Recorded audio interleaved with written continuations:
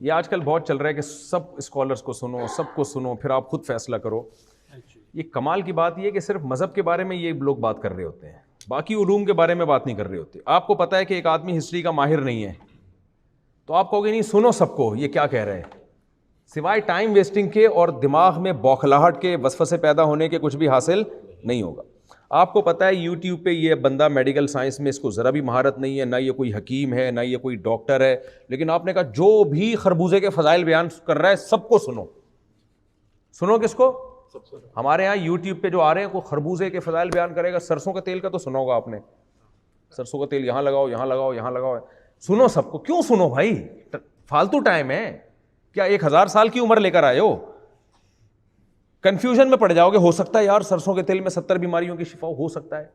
سرسوں کے تیل پہ ٹائم ضائع کر رہا ہے اپنا بیٹھ کے، ایسے کر رہا ہے. آپ کسی ڈاکٹر کو سن لیتے یا کوئی سرسوں کے تیل کے ایکسپرٹ حکیم کو سن لیتے تو ٹائم بچ جاتا آپ کا.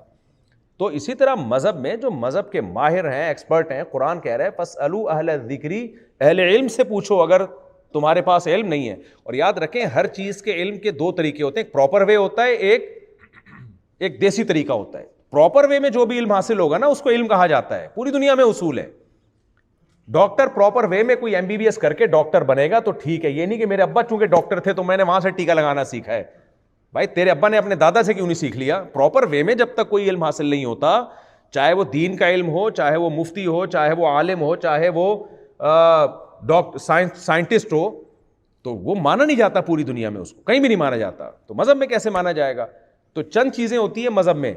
جب ہم دین کا علم حاصل کرتے ہیں نا تو پراپر وے ہے کہ آپ کہیں گے بھائی پراپر وے کون فیصلہ کرے گا یہ پراپر وے ہے یا یہ دیسی طریقہ ہے؟ پراپر وے یہ ہے کہ سب سے پہلے مجھے بتاؤ ہمارا جو پورا دین کا علم ہے وہ انگلش میں ہے یا عربی میں ہے؟ عربی. تو اس کے لیے سب سے پہلے عربی گرامر، عربی گرامر کے بعد عربی ادب، عربی ادب میں مہارت ضروری.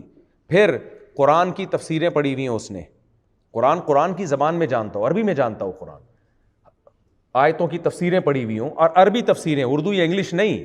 یہ سب تو ترجمہ ہے نا، اس کو کیا پتا ہے کہ ترجمہ صحیح ہو رہا ہے کہ غلط ہو رہا ہے. حدیث کا علم ہو اس کے پاس، بخاری مسلم آتی ہو اس کو، صحیح سنن نسائی پڑھی ہوئی ہو، ابن ماجہ پڑھی ہوئی ہو، اور جو بہت ساری حدیث کی ہماری کتابیں پراپر وے میں ان کی سندوں کے ساتھ پڑھی ہوئی ہوں، کچھ اسماء الرجال کا علم ہو اس کے پاس. پھر اس کے بعد فقہ کہ یہ دین آج نیا نہیں آیا ہے، 1400 سال سے اسلامی قوانین مرتب ہوئے ہیں قرآن و سنت سے. جو فقہا نے جو قوانین نکال کے کتابیں لکھی ہے، فقہ حنفی میں کیا ہے، فقہ شافی میں کیا ہے، فقہ مالکیہ میں کیا ہے، فقہ حنبلی میں کیا ہے، یہ چاروں فقہ کو جانتا ہو اچھی طریقے سے، کس فقیہ نے کون سی حدیث سے استدلال کیا، یہ ساری چیزیں پراپر وے میں پڑھی ہوں. پھر ایک ہے اصول فقہ کہ فقہائے کرام کے اصول کیا ہے، قرآن و سنت سے مسائل نکالے کیسے جاتے ہیں. ایک صاحب نے کہا کہ بھائی قرآن و حدیث میں تعویل تو کر ہی نہیں سکتے. میں نے کہا ایک عالم سے کسی دوسرے عالم نے کہا کہ کسی مولانا نے کہا کہ قرآن و سنت میں تعویل نہیں ہے، جیسے ہے ویسے. انہوں نے کہا اچھا قرآن میں تو آتا ہے من کان فی ہذہ اعمی فہو فی الآخرۃ اعمی، جو دنیا میں اندھا ہوگا آخرت میں بھی اندھا ہوگا. کیا اس کا یہ مطلب ہے دنیا میں اندھا ہوگا آخرت میں؟ بھائی دنیا میں جو اللہ کی آیتوں سے اندھا ہوگا. تو ایک حدیث ہمارے پاس آتی ہے تو اس کو متواتر کے خلاف ہے یا قرآن کے خلاف ہے تو اس کا شرعی حکم کیا ہے. بعض حدیثیں ایسی ہیں آپ ایز اٹ از عمل تو دور کی بات عوام میں بیان نہیں کر سکتے کیونکہ عوام کے مینٹل لیول سے وہ اوپر کی ہیں. تو اس پر اس کا مطلب کیا ہوگا؟ مثال کے طور پر حدیث میں آتا ہے ایک صحابیہ یعنی حضرت خدیجہ نے نبی صلی اللہ علیہ وسلم سے پوچھا یا سیدہ عائشہ نے پوچھا کہ زمانہ جاہلیت میں بچی کو زندہ دفن کیا گیا تھا تو اس کی جو ماں ہے وہ جہنم میں جائے گی. آپ نے فرمایا کہ الواعدۃ والموعودۃ فی النار، جو دفن کرنے والی ہے وہ بھی اور جس کو دفن کیا جا رہا ہے وہ بھی جہنم میں. اب آپ بتاؤ، سوال پیدا ہوتا ہے اس بچی کا کیا قصور ہے بھائی؟ تو آپ اگر حدیث کو ایز اٹ از لے لو تو اس سے تو گمراہی نہیں پھیلے گی.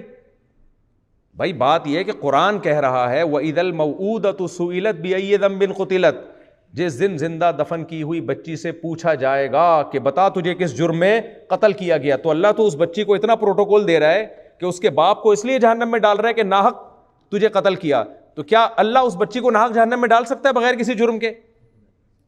اس کا مطلب یہ حدیث کے الفاظ یہ ہیں لیکن اس کا مطلب یہ نہیں ہے جو بیان کیا جا رہا ہے. اس کا مطلب کیا ہے وہ میں کئی دفعہ ایکسپلین کر چکا ہوں، ابھی تو میں صرف ایک اصول اور ضابطہ بیان کرنا چاہ رہا ہوں. ایسے نہیں ہوتا کہ حدیث کا ریفرنس دے دیا، حدیث نمبر 3245 اور ڈش پش چلا دیا، لوگ کہتے ہیں ماشاء اللہ یہ تو ریفرنس کے ساتھ بات کر رہا ہے. ایسا نہیں ہوتا. اصول فقہ ایک پراپر علم ہے. بعض حدیثیں متواتر کے خلاف ہوتی ہیں, بعض قرآن کے خلاف ہوتی ہیں, اس کا مفہوم ہوتا ہے, بعض کسی خاص حالات کے تحت ہوتی ہیں. یہ پورا پراپر علم جب تک 8-10 سال لگتے ہیں مدرسے میں, جب تک یہ علم نہیں ہوگا اس وقت تک عالم نہیں بنتا, اور اس وقت تک اس کو سننے کی بھی اجازت نہیں ہے, ورنہ دماغ میں سوائے وسوسوں کے کچھ بھی حاصل نہیں ہوگا. جن لوگوں نے کووڈ کے دنوں میں 2 نمبر حکیموں کو سنا ہے, وہ قہوے پی پی کے انہوں نے کووڈ کا علاج کیا, اور قبر میں جا کے بھی اب قہوے ہی پی رہے ہوں گے وہ بیٹھ کے. ہم ان سے کہتے تھے کسی ڈاکٹر سے جا کے ویکسین لگوا لو, نہیں یہ دیکھو سنو سب کو ادرک کے فضائل اور لونگ کے فضائل, اور وہ پی رہے ہیں اور انہی قہووں سے مرے ہیں وہ. ایک حکیم نے مجھے خود بتایا میں کروڑوں روپے کمائے میں نے قہوہ بیچ کے. تو سب کو پھینک دیا اس نے.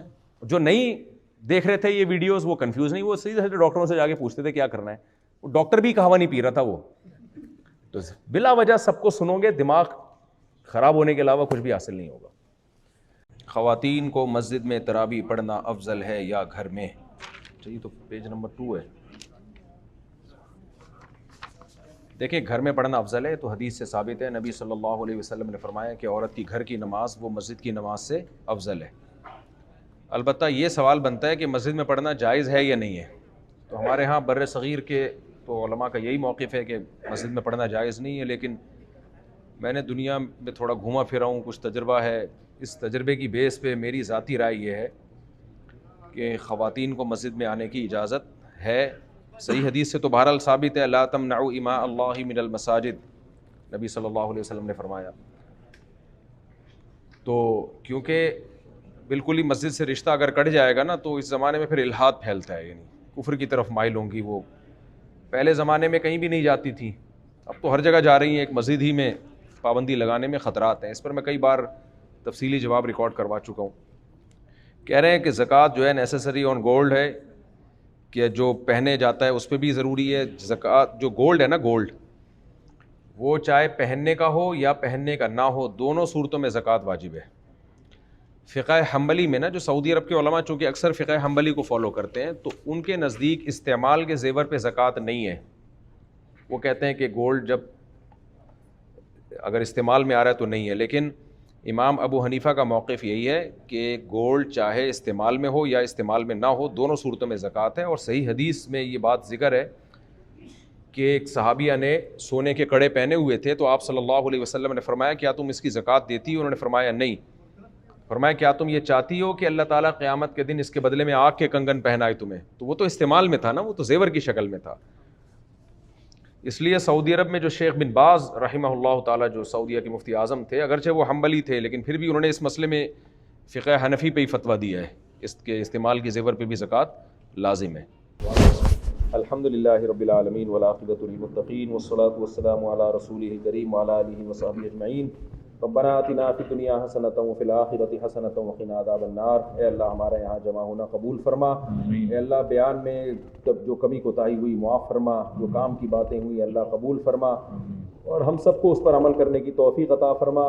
جتنے لوگ یہاں بیٹھے ہیں, جس کی جو جائز مراد ہو, جتنی خواتین یہاں بیٹھی ہیں جس کی بھی جو جائز مراد ہو, اللہ ان سب کی مرادوں کو پورا فرما.